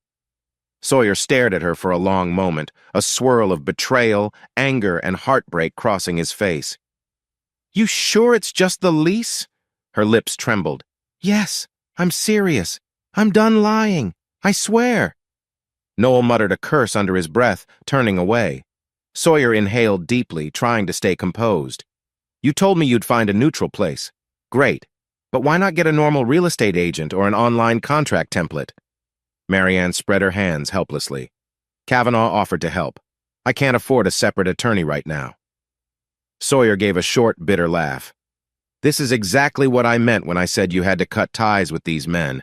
Jensen, Browning, Kavanaugh, it's all part of the same pattern, Marianne. When does it end? Tears welled in her eyes. I'm trying to fix things, Sawyer. I swear. I just don't know how. For a moment, he glanced at Noel, who looked ready to explode again. Noel, let me handle this, Sawyer said quietly. Noel threw up his hands. Fine, but I warned you. Then he stomped off to his car, engine revving as he peeled out of the lot. A hush settled between Sawyer and Marianne. The chilly breeze made her shiver, or perhaps that was the tension in the air. Sawyer's gaze swept over the dingy building. So this is where you'll stay. She nodded, biting her lip. It's small and cheap, but close enough that I can still see the kids. His throat tightened.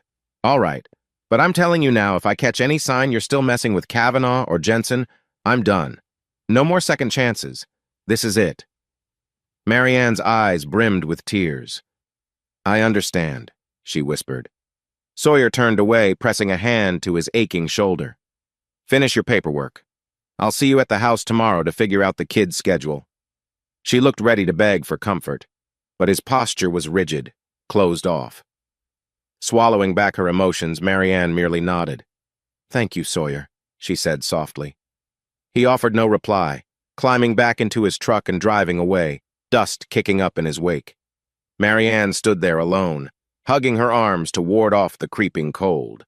The final ultimatum hung in the air, a grim reminder that if she slipped even once, everything would be lost forever. Late afternoon sunlight filtered through the stained glass windows of St. Caraway Community Center, where Margaret often organized her private meetings. Inside a modest back room lined with folding chairs and a rickety wooden table, she stood with her arms crossed, exuding impatience. Mr. Kavanaugh arrived right on schedule. He wore a tailored charcoal suit, slim tie, and carried a slim leather briefcase always composed, always ready to strike a deal. Margaret greeted him with a curt nod. Thank you for coming, she said. You have the documents? Kavanaugh placed his briefcase on the table, snapping it open.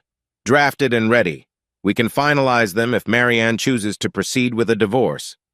Margaret's lips pressed into a thin line. She will, she insisted, though her tone suggested more hope than certainty. This separation business is only prolonging the inevitable. Sawyer's out of control and my daughter deserves better. Kavanaugh removed a stack of papers. As I mentioned, we can position this as a fault-based case if Sawyer's behavior meets certain thresholds like endangering Marianne or the children. A small flicker of concern crossed Margaret's face. So far, he's only been violent with Dr. Jensen, but that was partly Jensen's doing. Still, we might spin it as repeated aggression. Kavanaugh gave a non-committal shrug. Any angle we can leverage to ensure Marianne's best interest is served. She'll get the house, primary custody, alimony. Margaret caught the faint emphasis on the house and primary custody, and her eyes narrowed. He's in this for more than just legal service, she thought. But she needed a strong ally, so she kept her suspicions buried. So, she said, when do you plan to give these papers to Marianne? Just then, a soft creak alerted them to the door. Marianne stood there, hair disheveled, eyes wide with shock.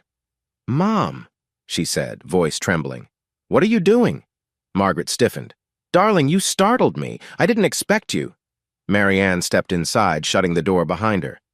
I was dropping off supplies for next week's fundraiser and heard your voices. Her gaze fell on the divorce documents. She paled. You're going behind my back, planning my divorce? Kavanaugh quickly cleared his throat, shutting the briefcase. Marianne, this is merely a precaution. Your mother is concerned. Marianne stared at him. Concerned? More like trying to orchestrate my entire life. Again. Margaret's face flushed. I'm trying to help you see reason, child. Sawyer is a lost cause. He's humiliated you. Your separation isn't fixing anything. Tears pricked Marianne's eyes, but she squared her shoulders. Mom, I'm an adult. If I want to divorce Sawyer, I'll handle it in my own way. You have no right to push me. Kavanaugh slid the papers back into his briefcase, clearing his throat. "I'll give you two a moment. I need to step outside and take a call." He exited, leaving the tension crackling like a live wire. Marianne glared at her mother.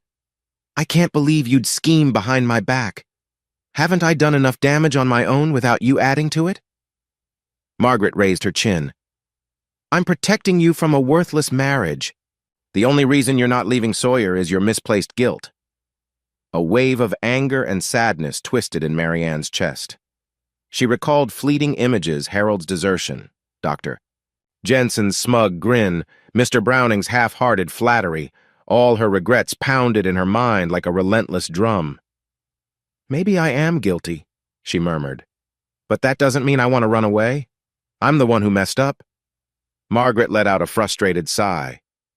"If you stay married to that man, you'll end up miserable, just like you are now, torn, living separately. Think of the children. They deserve stability." Marianne felt tears threatening. She's right about the kids needing stability, she thought. But maybe Sawyer and I can still find it together if I can show him I'm serious about changing. She took a shaky breath. "I appreciate you wanting to help, but forcing a divorce behind my back isn't the way." Margaret's eyes softened just a fraction. "I only want the best for you, child." Marianne swallowed. "Then let me decide what's best. Don't meddle anymore." Their stare-down lasted several charged heartbeats before Margaret exhaled, turning away. "Fine, but don't say I didn't warn you when he breaks your heart again." Marianne didn't respond. She brushed past Margaret, stepping into the corridor where Kavanaugh waited, phone in hand. He offered a polite nod but said nothing, letting her pass. As she left the community center, Marianne's chest felt tight, her mind spinning. "I can't keep letting others decide my fate." She resolved to talk to Sawyer on her own terms, no more secrets. No more manipulations by Margaret or Kavanaugh. A few mornings later, Sawyer stood on the back porch of Donovan's workshop, sunlight glinting off half-finished cabinets and piles of lumber. The air smelled of sawdust and fresh possibilities. But Sawyer's mood was far from optimistic. Donovan joined him, wiping sweat from his brow. "Heard Margaret's stirring up trouble," he remarked. "Noel told me she's got Mr. Kavanaugh drafting divorce docs." Sawyer's jaw tightened. "I figured as much. Margaret's wanted me out of Marianne's life since day one." Donovan set down a tape measure. "So what's your plan?" Sawyer stared off at the row of pine trees bordering the property, mind churning. "I've had enough. Marianne's living in that crummy studio, and now her mother's pushing for a full-blown divorce. If Marianne's in on it—" He paused, swallowing the lump of hurt in his throat. "Then I need to protect myself, my kids, and everything I've worked for." Donovan nodded. "I get it. You can't keep ignoring their agenda. And Marianne's track record with men Dr. Jensen, Kavanaugh, whoever doesn't inspire trust." Sawyer exhaled, chest tight with betrayal. "She claims she's done with them, but Kavanaugh keeps appearing. Makes me sick." Donovan placed a hand on Sawyer's shoulder. "You've always been the steady one in the family, but maybe it's time for decisive action." A steely glint formed in Sawyer's eyes. "I want to secure my assets, the house, the kid's future. I've got evidence of her affairs. If she tries to take the house or get full custody, I'll fight." Donovan nodded approvingly. "Good. I'll call a friend of mine, Liz Franklin. She's a solid attorney who'll represent you fairly." He paused, then added gently, "But are you sure you want to wage war on Marianne?" Sawyer clenched his fists at his sides, waging an internal battle. He thought of Robbie's beaming smile at soccer practice, Maggie's giggles over silly cartoons, Lydia's quiet but thoughtful questions about life. They needed stability. "I don't want to go nuclear," he murmured, "but I can't stand by and watch them scheme. If Marianne truly wants to fix things, fine. If not—" He trailed off, gaze hardening. Donovan patted his back. "Understood. I'll set up a meeting with Liz. Meanwhile, gather any proof you have, texts, emails, whatever. A strong case will keep you from losing custody or the house." A distant rumble of thunder rolled in from the west, clouds gathering overhead. It gave the morning an ominous edge. Sawyer eyed the sky, feeling as though a storm inside him was brewing just as fiercely. "Any sign of Noel?" Donovan asked, changing the subject. Sawyer scoffed. He's been on edge, practically wanting to pummel Dr. Jensen if he shows his face again. I told him to cool it, but you know Noel hot-blooded. Donovan half smiled.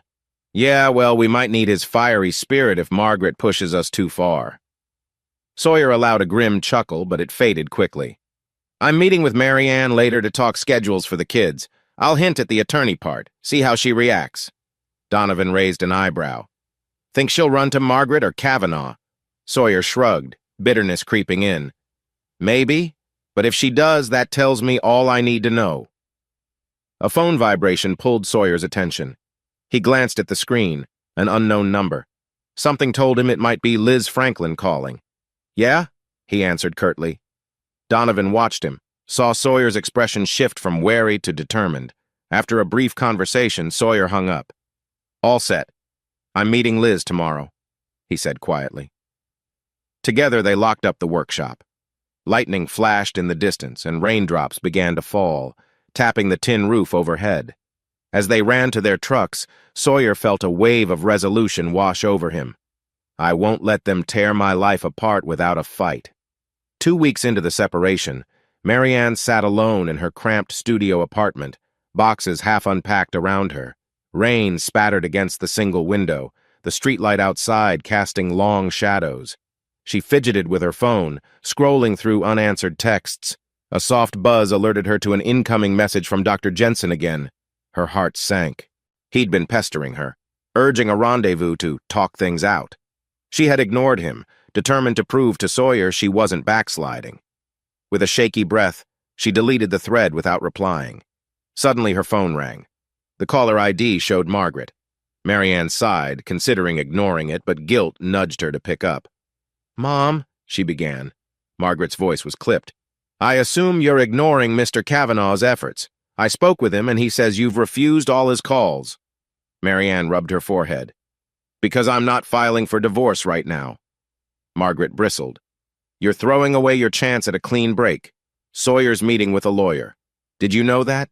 He's planning to protect himself, maybe claim you're an unfit mother. Mary Ann stiffened. What? He wouldn't do that. Sawyer loves the kids. Indeed, Margaret replied icily. So much that he might keep them from you if you keep clinging to illusions. Mary Ann's throat felt tight. Mom, please stop. I can't handle more pressure. I'm trying to fix my life, not torch it. Margaret paused, her tone softening slightly. You have to be decisive, dear. If Sawyer wants revenge, he'll get it. Men like him don't forgive easily. Tears welled up, and Mary Ann ended the call with a shaky, good night.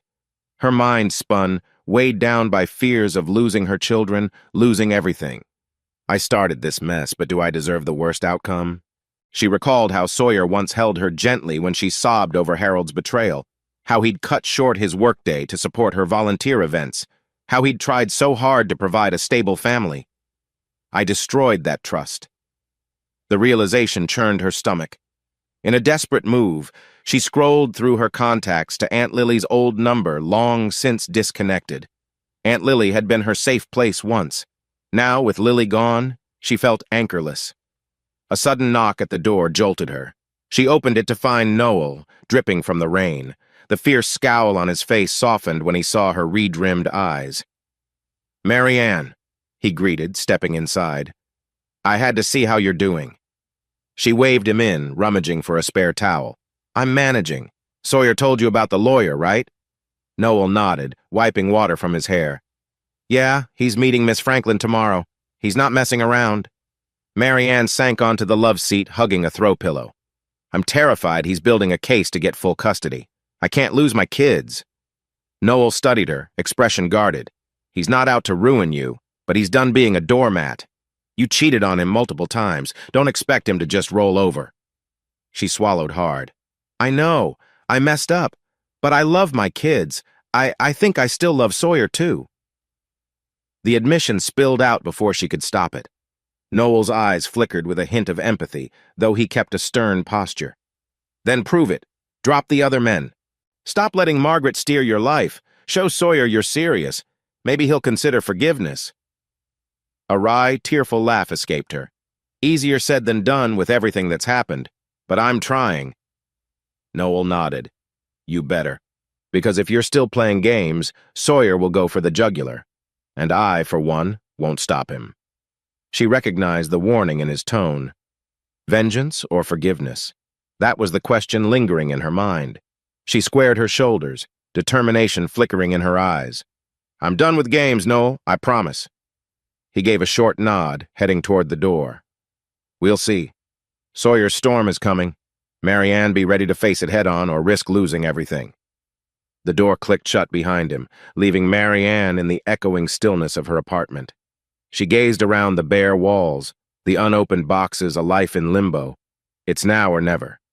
She needed to decide whether to keep letting Margaret and her past mistakes define her, or to reclaim her dignity and fight for the family she'd almost destroyed. Outside, thunder rumbled, shaking the windows. Marianne shut her eyes, silently praying that amidst the brewing chaos, Sawyer would find some space in his heart to let her prove she was worthy of redemption. Clouds rolled thick and menacing over Crestfall as night fell, unleashing a torrential downpour. Sawyer stood by the kitchen window in the old farmhouse, watching water sheet down the glass. He could barely see the barn lights through the onslaught. Inside, Noel and Donovan sat at the dining table, somber. The children were in their rooms, unsettled by the storm, both literal and emotional. They sensed something looming tonight. Suddenly, headlights flared in the driveway. The front door rattled, then banged open, letting in a gust of wind and rain. Marianne stumbled in, drenched to the bone. Her hair clung to her face, water dripping onto the hardwood floor. She clutched her purse, eyes frantic. "Marianne?" Sawyer said, stepping forward, heart thudding. She met his gaze, tears mingling with raindrops. "I had to come," she choked out. I found out about your meeting with Miss Franklin. Mom was pushing me toward a divorce behind my back. I couldn't stand it anymore." Noel stood, tension crackling in the air. "So you decided to show up unannounced in the middle of a storm?" Marianne nodded, breath hitching. "I had to talk to Sawyer, to the kids. I can't live in that apartment, letting Margaret fill my head with lies. I need to fight for us." Donovan rose slowly, exchanging a look with Sawyer. "Let's keep the kids out of it for the moment." Sawyer eyed Marianne's soaked state. "You're freezing. Hang on." He grabbed a towel from the laundry basket in the hall, tossing it to her. She took it gratefully, rubbing her arms. The thunder boomed outside, rattling the windows. Water dripped from Marianne's clothes onto the floor, forming small puddles. She clutched the towel, eyes flicking between Noel, Donovan, and Sawyer. "Where's Margaret?" she asked. "She tried to come by earlier," Donovan answered, "but we told her to leave. That's when we realized something big was brewing." Marianne swallowed hard. "Can I see the children? Just for a moment?" Sawyer hesitated, glancing at Noel. Finally, he relented. "They're upstairs, but keep it brief. I don't want them caught in the crossfire." She nodded, expression flooded with gratitude, and hurried upstairs. While she was gone, Noel muttered under his breath, "Is this for real or is she playing more games?" Sawyer shrugged, a tumult of conflicting emotions swirling. "I guess we'll find out." Moments later, Marianne returned, tears glistening in her eyes.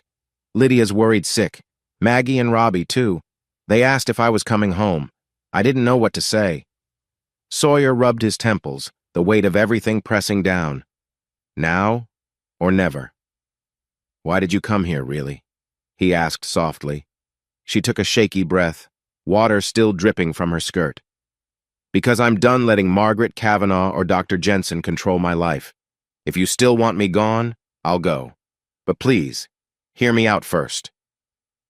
Noel braced against the doorway. "Let's do this somewhere private. The kids might overhear." Nodding, Sawyer guided Marianne into the den, shutting the door behind them. Donovan stayed with Noel in the living room, giving the couple space.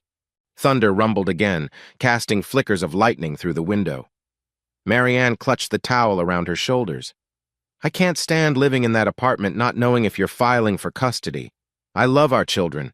I realize, despite all my mistakes, I still love you too." Her voice trembled on the last words. Sawyer's eyes shone with hurt. "You love me? After Jensen, Kavanaugh, Browning, God knows who else? How do I trust you again?" She exhaled shakily, tears spilling. "I've cut them out of my life. I'm not speaking to Jensen anymore. I only used Kavanaugh for lease advice. That was a mistake. I promise no more." Her voice cracked with desperation. "Sawyer, I want to prove I've changed." Lightning flashed, illuminating her face, etched with raw remorse. The storm hammered the roof, wind howling. Sawyer's heart pounded. He thought of the children upstairs, of Margaret's meddling, of the pain that brought him to Miss Franklin's office. Is it possible to let go of all that anger? He spoke quietly, each word laced with caution. "Marianne, I've got evidence of your affairs. If I wanted revenge, I could ruin you. But that's not what I want." He paused, voice wavering. "I just want a family that's real. No more lies." Her tears flowed freely. "I'm begging you. Let me come back home. Let me show you I can be loyal, that I can be the wife and mother I should have been." Sawyer hesitated, echoes of Noel's warnings in his head. "Why now?" he asked, stepping closer. "What changed?" Marianne's gaze flicked to the window where the storm raged. "I hit rock bottom, Sawyer. Living alone, haunted by my mistakes, hearing Mom and Kavanaugh scheme about divorce, Dr. Jensen pestering me, I realized I'm the only one who can fix this. I'm done running." A tense silence stretched. Rain battered the glass like a million tiny fists demanding entry. Sawyer's pulse hammered in his ears. He could almost feel the walls of resentment trembling. "You said you love me," he repeated quietly. She nodded, tears shimmering. "Yes, I never stopped. It just got buried under guilt and restlessness. But if you let me stay, I'll do whatever it takes to earn back your trust." Sawyer's breath caught. This was the moment. Forgive or cast her aside. The storm outside mirrored the storm within him. Finally, he closed his eyes, inhaling the damp air that smelled of rain and tension. "Fine," he said, opening his eyes to meet hers. "You can stay tonight, but this doesn't mean we're magically fixed. We talk more in the morning. Understood?" Relief flooded her features. She nodded fervently, stepping closer as if to embrace him. But he held up a hand, keeping a few inches between them. "Baby steps," he murmured. She swallowed, respecting the boundary. In that flash of lightning, Sawyer glimpsed a spark of hope and the knowledge that, come morning, he'd have to make a final choice: tear down everything or begin the long road to forgiveness. And as thunder boomed overhead, Marianne quietly whispered, "Thank you," her voice barely audible over the roaring storm. Sawyer sat alone in his small home office, the gentle morning light slanting through the dusty blinds. Stacks of paperwork, half-finished building plans, old invoices were scattered across the wooden desk. His eyes, however, weren't on any of those. Instead, they rested on a faded leather-bound notebook, Marianne's old diary.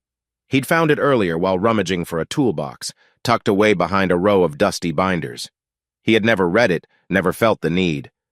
But so much had changed. Should I look inside? He wondered. Part of him feared discovering confessions of guilt, or fantasies of a life with men other than him. Another part needed to understand who Marianne truly was. Outside, the quiet farmhouse yard stood in the first blush of spring. Robbie's old soccer ball lay deflated under the porch steps. A distant memory flashed, Robbie giggling as Sawyer tried teaching him a new trick. That was back when everything felt stable. Or maybe it had been an illusion all along. Taking a shaky breath, he set the diary aside. It felt invasive, a line he wasn't sure he wanted to cross, at least not yet. He gazed up at the wall where a family photo hung. Marianne leaning on Sawyer's shoulder, Lydia and Maggie smiling, Robbie giving a goofy grin. They looked so whole, so unsuspecting of the storm that would tear them apart. A soft knock on the doorframe startled him. He looked up to see Lydia, her lanky frame nearly as tall as his. "Dad?" she asked quietly. "Everything okay?" He forced a smile, noticing how grown-up she seemed, the flicker of concern in her eyes. "Just thinking, hun. What's up?" She fiddled with a loose thread on her sweater. "Mom texted. She asked if I'd like to go out for lunch tomorrow. She said you two are still deciding things." Lydia's voice wavered. "Is it true she might move back in?" Sawyer exhaled. He hated how the uncertainty weighed on his children. "We're figuring it out, Lydia. Nothing's decided yet. She nodded, blinking rapidly as though holding back tears. I miss her being around. Sawyer rose, pulling Lydia into a gentle hug. I know, sweetheart. I miss how things used to be, too. Then he paused, voice tightening. But your mom and I have a lot to sort through. She swallowed, stepping back. I get it. Just promise me you won't do anything drastic without telling us first. His heart clenched. I promise. Lydia lingered a moment longer before heading down the hallway, footsteps soft. Sawyer stood there, pulse heavy, reflecting on his vow. Could he keep that promise, or was the rift between him and Marianne too great? The phone buzzed on the desk. He glanced at the screen. Marianne. Slowly, he picked it up. Hey, he said, voice subdued. Her words came tentatively. I know I said I'd give you space, but can we meet? Just the two of us. There's somewhere important I'd like us to go. Sawyer's chest constricted. He recalled how Part 5 had ended with her desperate attempt to move back in. He'd let her stay overnight, but insisted on a talk in the morning. Now, after a week of uneasy cohabitation, her sleeping in the guest room, they were still tiptoeing around each other. Okay, he finally replied. Where? She hesitated. Remember the old cafe by the lake, where we first had coffee alone back when we were kids? Could we meet there? A swirl of nostalgia and pain flickered in Sawyer's chest. Sure, he said, heart pounding. After hanging up, he glanced again at Marianne's diary. He reached for it, fingers brushing the worn cover. No, he decided. If he wanted truth, he'd hear it from her own lips. He tucked the diary into a drawer and shut it, the wood creaking as though echoing his own internal conflict. Outside, a gentle breeze stirred, carrying the promise of warmer days. Sawyer turned off the lamp on his desk. I love her, he admitted silently, but is love enough to fix what's broken?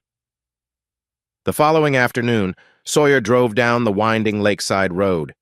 Tall pines framed the view of shimmering water, a spot they used to visit in their younger, carefree days.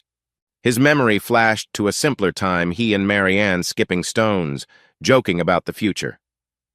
He parked at the small gravel lot near the Lakeshore Cafe. The building had seen better days. Faded paint on wooden siding, a neon open sign flickering. But it still held an air of old-fashioned charm.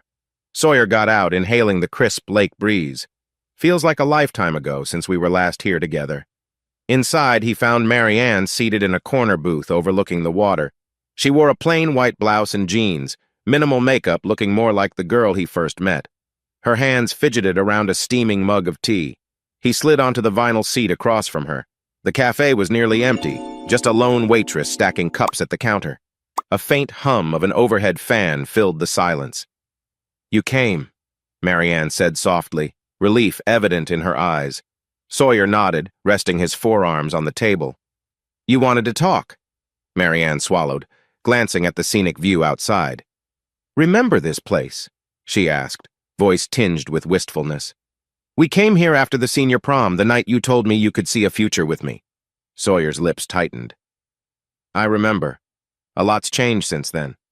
She lowered her gaze, tears threatening. I know, and I'm responsible for most of it. She took a shaky breath. Sawyer, I asked you here because I need to be fully honest, no more half-truths. I've lied for too long. His heart pounded, a swirl of dread and longing. Go on. She gripped her mug, knuckles whitening. You know about Dr. Jensen, but you suspect more. And you're right. There was also a fling with Mr. Kavanaugh and a short affair with Mr. Browning. Before them, I even reconnected briefly with Harold, though it never went beyond messages. Her voice trembled. I hated myself for it. But I kept searching for something I felt was missing.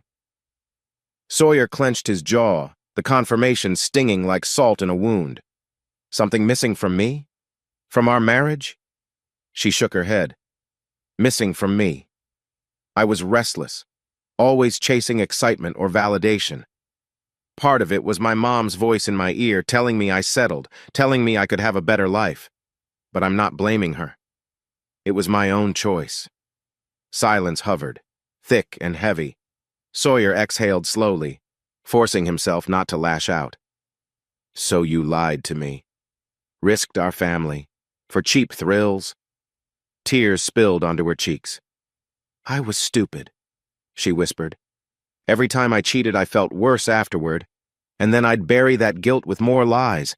But after seeing how it devastated you, how it broke our kids' hearts, I realized there's no thrill in the world worth that price." Sawyer's chest tightened. The waitress approached, but he waved her off, not wanting any interruption. His voice came out ragged. "Why tell me this now?"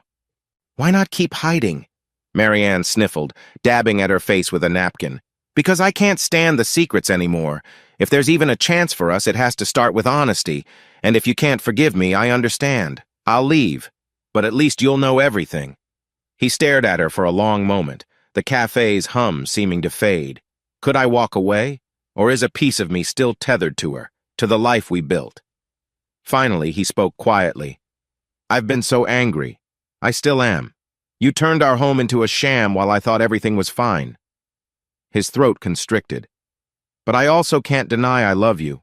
I hate what you did, but I can't hate you." Marianne's face crumpled with emotion. "Sawyer, if we try again, I'll do counseling, therapy, anything. I already cut off those men. I'll cut off my mom, too, if she keeps pushing for divorce. I want to rebuild our family." A distant splash outside signaled a duck diving into the lake.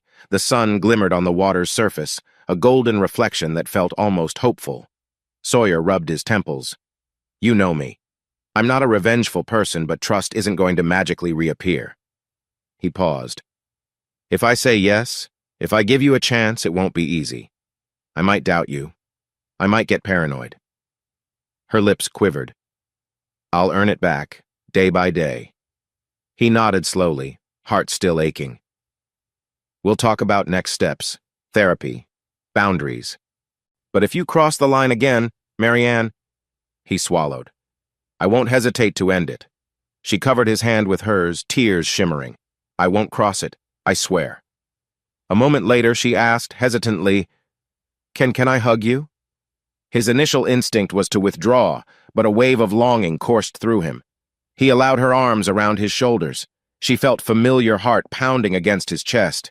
The pain remained, but under it glowed a faint ember of possibility. For several seconds they just breathed, the muffled cafe noise blending with the hush of lake winds. When they separated, Marianne offered a watery smile. "Thank you," she whispered. "I know it's not a promise of a full reset, but it's something." Sawyer nodded. "We'll see where it leads." As they left the cafe, the midday sun shone a little brighter on the water, as though reflecting a fragile, tentative hope. A few weeks later, Marianne stood in the living room of the farmhouse. Her separation agreement lay half-shredded in a waste bin. She had never filed it. The air smelled of fresh paint from Sawyer's recent DIY project to fix some peeling walls. Birds chirped outside, heralding the arrival of spring in full bloom. Life was far from perfect, but there was motion, a sense of cautious rebuilding. Marianne had moved her belongings back from the cramped studio, though she slept in the guest room at Sawyer's insistence. They agreed to share mealtimes with the kids, preserving a semblance of family routine. Noel and Donovan strolled in from the porch, exchanging glances. Donovan, ever the peacemaker, cleared his throat. "How's the counseling schedule going?" Marianne offered a faint smile. "We had our first session this morning. The counselor was direct. It's going to be tough." Sawyer emerged from the hallway, hearing the tail end of the conversation. He folded his arms. "Tough is an understatement," he said, though not unkindly. "We dug into some nasty feelings, anger, betrayal, regret." His gaze drifted to Marianne. "But at least we're being honest about it." Noel eyed Marianne. "Honesty's a good start," he remarked, though tension still colored his tone. He turned to Sawyer. "What about Miss Franklin? Are you still going to proceed legally?" Sawyer rubbed the back of his neck. "For now, I'm holding off. Liz says we can pause the process, see if we can reconcile. If it collapses, I'll revisit the custody claims." A flicker of relief ghosted across Marianne's face. Donovan clapped Sawyer's shoulder. "One step at a time, right?" Then he smiled wryly at Marianne. "Hope you're ready for plenty of therapy homework." She managed a small laugh. "I'll do anything. The kids have been more relaxed since I came back, though Robbie keeps asking if I'm going to disappear again." Her eyes shone with guilt. "I need to reassure him." Sawyer's features softened. I'm not about to push you out if you're truly committed. But yeah, it'll take time before we all trust again. Donovan coughed discreetly. Speaking of kids, Lydia wanted to show you her science project. She's in the garage. Marianne nodded. I'll go check on her.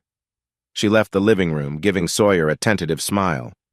Once she was gone, Noel blew out a breath. At least she's trying.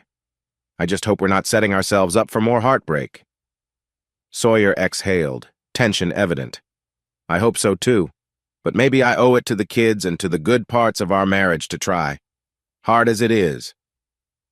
Noel gave a brief nod. Donovan patted Sawyer's arm again, wordlessly showing support. Outside, the sun bathed the farmland in warm light, reflecting the small sense of renewal stirring within the battered family.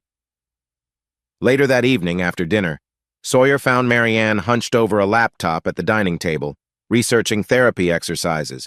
She'd pinned back her hair, looking a bit worn but resolute. He cleared his throat. Hey, he said quietly. The kids are in bed. I just wanted to say thanks. She glanced up, brow furrowed. For what? He shifted uncomfortably. You've been patient, following through with the counselor's recommendations, letting me see your phone whenever I ask for reassurance. He paused. I know it's humiliating, but it helps me trust that you're not hiding anything. She closed her laptop, eyes brimming with emotion. I'll do it as long as you need. I hurt you that badly.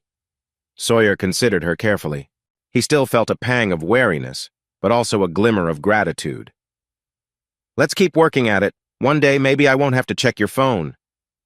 Marianne stood, wrapping her arms around herself. That'll be a good day, she whispered. They lingered a moment, a slight tension in the air. Then Sawyer nodded toward the hallway. I'm heading up. Gotta finish some design sketches for a new client. She nodded. Sure. Sleep well, Sawyer. There was a note of longing in her voice, but she didn't push. He appreciated that. As he climbed the stairs, Sawyer realized the house felt calmer. The walls no longer shook with arguments. The children no longer cowered at slammed doors. Yes, scars remained. But for the first time in what felt like forever, the family was moving forward, albeit on shaky ground. In the dim glow of the bedroom lamp, Sawyer paused by a family photo. I can't erase what she did, he thought, but maybe we can rebuild something stronger.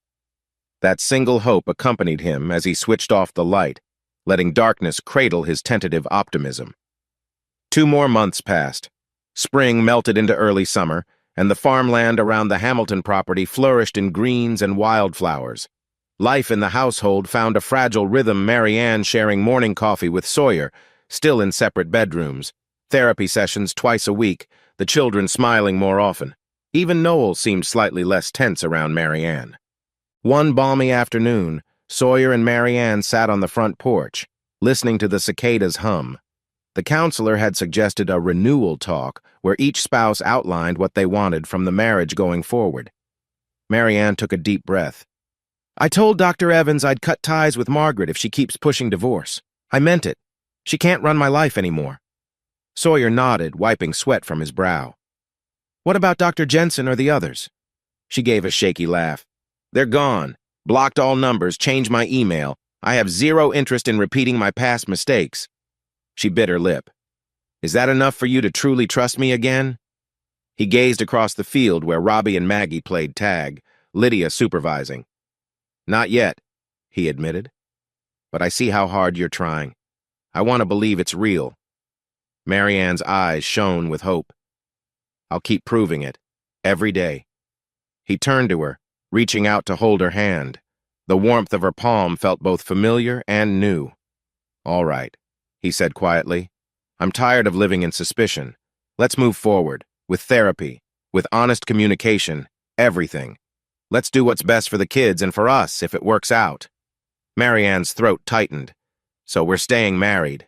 Sawyer exhaled slowly, then nodded. Yes, I'll withdraw any legal actions I started. We'll focus on healing, one day at a time. Tears of relief slipped down her cheeks. She leaned her head on his shoulder, and for once he didn't pull away. The cicadas droned on, the summer sun glinting off the paint of the old farmhouse, a fragile, cautious peace settling over them. They'd never be the same naive couple again, but maybe they could be something stronger, built on honesty hard-won from pain. In the distance, Lydia laughed at Robbie's antics, and Sawyer's heart warmed. We've still got a chance. On a humid afternoon, Sawyer and Marianne took a walk by the lake. The counselor had recommended a neutral setting for their final decision. Marianne wore a faded sundress, gaze distant. Sawyer carried a folder of finalized legal documents. He had them ready if they chose to dissolve their marriage. They stopped at a clearing under a willow tree. A gentle breeze ruffled the leaves, sending shadows dancing across Marianne's face. She took a shaky breath. Sawyer, after all these months of therapy, I see how much I've hurt you. And I see how you can't look at me without remembering what I did. I don't want to be a constant source of pain. He clutched the folder, eyes heavy. Marianne, I'm not sure I can ever let go of the betrayal. I tried, but the trust feels broken beyond repair. Tears threatened. She nodded, voice unsteady. So it's over? He swallowed. Yeah, I think so. We can't keep dragging the kids through this limbo. If you want to try a different approach, She shook her head, emotion choking her. No, I respect your decision. I'm sorry it ended like this. Sawyer stepped forward, resting a hand on her arm. Me too. But maybe we can co-parent peacefully. The kids shouldn't suffer because of our mistakes. Marianne sniffled, tears streaming. I'll always love you, Sawyer, in some way or another. A pang of heartbreak stabbed his chest. I'll always love you too, but sometimes that's not enough. They exchanged one last look, raw, regretful. Then he offered her the folder. She took it, hands trembling, understanding that signing those papers meant a definitive close to their chapter. Overhead, the willow leaves rustled, echoing their sorrow. At the farmhouse, they informed the children gently. Tears were shed, and goodbyes were uttered. Marianne packed her belongings, promising Lydia, Maggie, and Robbie they'd see each other regularly. Under the soft twilight, Sawyer watched her car pull away from the driveway. The house felt hollow, as if the love that once filled it had finally, irrevocably gone. Days turned into weeks, and though the pain remained, Sawyer found a resolute calm in moving on. He focused on building new opportunities maybe one day, even a fresh start with someone who wouldn't break his trust. The final image. Sawyer sitting on the porch swing, a quiet reflection in his eyes, the kids inside, and the future a blank slate. A new beginning, but without Marianne.